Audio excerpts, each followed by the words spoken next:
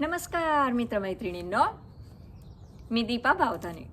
दिलसे या चॅनेलवर आपलं मनापासून स्वागत. आपण ऐकतो आहोत ऋतू आणि मन. मित्रमैत्रिणींनो, दिवाळीचा सण हिंदू समाजातील सर्व थरातील लोकांना अतिशय महत्त्वाचा असतो. गरीब श्रीमंत सगळे उत्साहात असतात आणि आपापल्या परीने झेपेल तितका खर्च करत असतात, दिवाळीचा आनंद लुटतात. पण रसिक श्रोते हो, आपल्या समाजात एक गट असा आहे जो जरासा दुर्लक्षित आहे. अनाथाश्रम, वृद्धाश्रम इथे राहणाऱ्या सर्व वयोगटातील मुलामुलींना, तसेच वृद्धांना, वयस्क मंडळींना ते कशी बरं दिवाळी साजरी करत असतील, कसा आनंद लुटत असतील. हेमंत ऋतूचा परिणाम, दिवाळीसारख्या मोठ्या सणाचा परिणाम त्यांच्या मनावर कसा होतो, तेच आपण आता बघूया. अनोखे कुटुंब या कवितेतून. चला तर ऐकूया अनोखे कुटुंब. छोटासा चिनू धावत धावत आला. छोटासा चिनू धावत धावत आला. आजोबा हाक मारू लागला. इथे या ठिकाणी कोणता बरं नातू आला? आजोबांना विस्मय पडला. मागे वळून बघतात तर चिनू नजरेस पडला. काय रे नातवा, काय पाहिजे तुला? आजोबा, किल्ला येतो तुला करायला? छोटा चिनू म्हणाला, आजोबा, किल्ला येतो तुला करायला?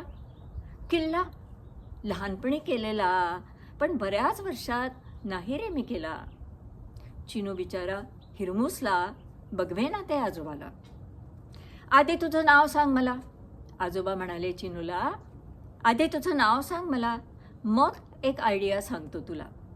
नातवाचा चेहरा एकदम खुलला. आजोबा, चिनू म्हणतात मला.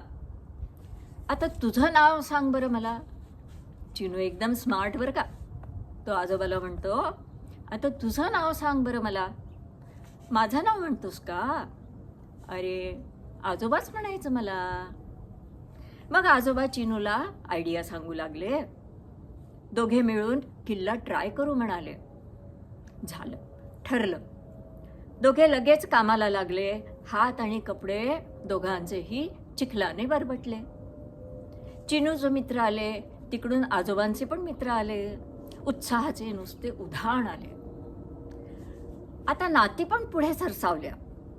आज्यांपाशी भुणभुण करू लागल्या. नाती काही कमी होत्या? नाती पण आता पुढे सरसावल्या. आज्यांपाशी भुणभुण करू लागल्या. आपणही आता करूया काहीतरी. मुलांपेक्षा मुली नाहीत कुठेही कमी. शिकवा काढायला छानशी रांगोळी. आनंदाने करूया साजरी दिवाळी. आजीचे ठिपके जेव्हा वाकडे आले, चिंगूने ते काम स्वतःकडे घेतले. दुसरी आजी गाणं म्हणू लागली. कापऱ्या हाताने रंग भरू लागली. फ्रॉक सावरून बबडी पुढे आली. थांब आजी, मी मदत करते म्हणाली आणि रंग भरू लागली. बघता बघता किल्ला उभा राहिला. किल्ला असा बोर्ड पण त्यावर लागला. रांगोळी पण पूर्ण झाली. कसली रेखाटली आहे रांगोळी? ओळखण्याची स्पर्धा लागली. सर्व दूर उत्साहाची वावटळ उठली. किचनमध्ये पण लगबग होती बरं का. किचनमध्ये पण लगबग होती. मावश्या काकांची धांदल उडाली होती. कशासाठी? खमंग वास चकली चिवड्याचा पार गेटपर्यंत येत होता. सर्व आज्या बसल्या होत्या लाडू बांधायला आणि आजोबा लागले लुडबुड करायला. जपणूक होती ही नवीन नातेसंबंधांची. लयलूट होती आनंदाची आणि उत्साहाची. नातवंडांना मिळाले आजोबा आणि आजी. आजी आजोबांना सापडली नातवंडे गोजिरी. पण मनात कुठेतरी उदासी होती. आप्तस्वकीयांची सय ठसठसत होती. इथे कोणीच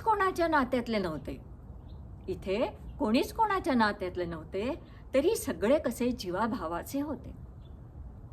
एकाच आश्रमात ते राहत होते, सुखदुःखाचे वाटेकरी होते, दुसऱ्यांचे डोळे पुसत होते, स्वतःचे अश्रू लपवत होते. धोरणच होते जणू सगळ्यांचे, भूतकाळ विसरून जायचे. इथल्या नातवंडांचे आजी आजोबा व्हायचे. सगळे सण अनोख्या पद्धतीने, अनोख्या उत्साहाने साजरे करायचे. एक आगळे वेगळे कुटुंब व्हायचे, एक अनोखे कुटुंब व्हायचे. धन्यवाद रसिक श्रोते हो. मला खात्री आहे हे अनोखे कुटुंब तुम्हाला नक्की आवडलं असेल. रसिक श्रोते हो, आज आता आपल्याकडे आल्या आहेत नीलमताई धुरू. तुम्हाला आठवतच असेल, त्या आधी पण आल्या होत्या. त्यांनी अनोखे कुटुंब ही कविता ऐकली आणि त्यांचे विचार तुमच्याशी शेअर करण्यासाठी त्या इथे आल्या आहेत. मी अनोखे कुटुंब ही कविता ऐकली, मला ती आवडली आणि त्यावर काहीतरी भाष्य करावं असं मला वाटलं. तर आता माझ्या शब्दात माझे विचार ऐका. माझे घर, आपले घर. घर ही संकल्पनाच मनाला आनंद देते. एकाच कुटुंबातील सर्व वयोगटातील मंडळी एकत्र एका छताखाली राहतात, ते घर. वयस्कर, वार्धक्याकडे झुकलेली माणसे म्हणजे घरातील अडचण. वेळ नाही या सबबीमुळे त्यांची रवानगी वृद्धाश्रमात होते. वृद्धाश्रम म्हणजे वरिष्ठ नागरिक वसतिस्थान. ही संकल्पनाही आता समाजात रुजत आहे. कुणी आपल्याला नेऊन टाकण्यापरीस वरिष्ठ नागरिक आता स्वेच्छेने तिथे जाणे स्वीकारत आहेत. 10 भिन्न कुटुंबातून आलेली माणसे एकत्र वरिष्ठ नागरिक संकुलात राहतात, म्हणजे त्यांचेही एक कुटुंब तयार होते. हेच ते अनोखे कुटुंब. माझेही वय आता 80 पार झाले आहे, पण माझे खट्याळ मन म्हणते माझे शरीराचे वय वाढले, मनाचे नाही. मन अजून जवान आहे, म्हणून गमतीने म्हणते वार्धक्य जर कधी भेटाया माझ्या दारी आले तर त्याला घरात घेणार नाही. उभे राहू दे त्याला दारात, ढुंकूनही बघणार नाही. आजही मी तरुण आहे, त्याला घरात प्रवेश नाही. त्या मृत्यूला मी स्वीकारेन, पण वार्धक्याला नाही. विसरेन जन्मतारीख. किती मी चंद्र पाहिले त्याचा हिशेब ठेवणार नाही. सुरकुतलेल्या चेहऱ्यावरही तारुण्याची चमक आहे. उत्साहाने काम करण्याची हातापायात धमक आहे. प्रेम देईन, प्रेम घेईन, मैत्रिणींच्या सहवासात राहीन. हकलीन त्या म्हातारपणाला, शरीराचे वय विसरून जाईन. बेसावध असताना गाठलेच आणि गाठ पडलीच वृद्धत्वाशी, तर अनोख्या कुटुंबात स्वेच्छेने वास्तव्यास जाईन. धन्यवाद. धन्यवाद नीलमताई. तुमचे हे विचार मला अगदी तंतोतंत पटले. श्रोते हो, तुमचं काय मत आहे आमच्या कॉमेंट बॉक्समध्ये जरूर कळवा. आणि अनोखे कुटुंब ही कविता, नीलमताईंचे विचार आवडले असतील तर जरूर लाईक करा, शेअर करा आणि सबस्क्राईब पण करा. धन्यवाद.